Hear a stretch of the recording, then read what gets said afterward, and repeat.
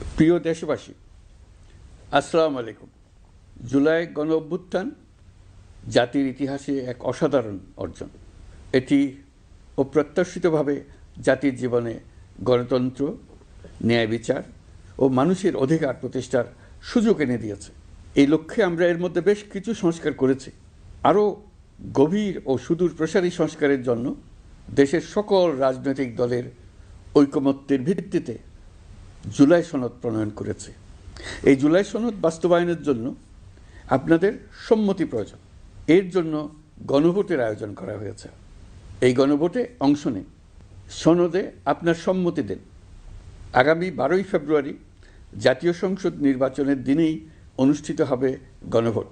গণভোটে আপনি হ্যাঁ ভোট দিলে বৈষম্য, শোষণ আর নিপীড়ন থেকে মুক্ত হবে বাংলাদেশ। গণভোটে হ্যাঁ ভোট মানে তত্ত্বাবধায়ক সরকার ও নির্বাচন কমিশন গঠনে সরকার ও বিরোধী দল একসঙ্গে কাজ করবে। সরকার ইচ্ছামতো সংবিধান পরিবর্তন করতে পারবে না। গুরুত্বপূর্ণ পরিবর্তনের জন্য জনগণের সম্মতি নিতে হবে। এতে আরও বলা আছে, বিরোধী দল থেকে ডেপুটি স্পিকার ও সংসদের গুরুত্বপূর্ণ কমিটির সভাপতিরা নির্বাচিত হবেন।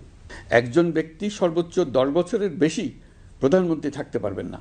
বিচার ব্যবস্থা স্বাধীনভাবে কাজ করবে। সংসদে নারীদের প্রতিনিধিত্ব বাড়বে। ক্ষমতার ভারসাম্য রক্ষায় পার্লামেন্টে একটি উচ্চ কক্ষ গঠিত হবে। আপনার মৌলিক অধিকার আরও সুরক্ষিত হবে। রাষ্ট্রভাষা বাংলার পাশাপাশি অন্যান্য জাতিগোষ্ঠীর ভাষাও সাংবিধানিকভাবে স্বীকৃতি পাবে।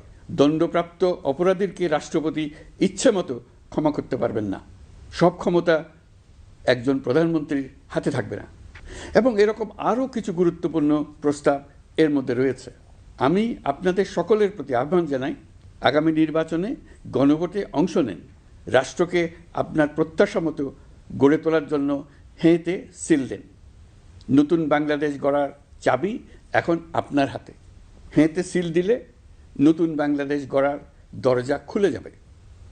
হেঁতে আপনি নিজে সিল দেন, আপনার পরিচিত সবাইকে সিল দিতে উদ্বুদ্ধ করুন এবং তাদেরকে ভোট কেন্দ্রে নিয়ে আসুন। দেশ পাল্টে দেন।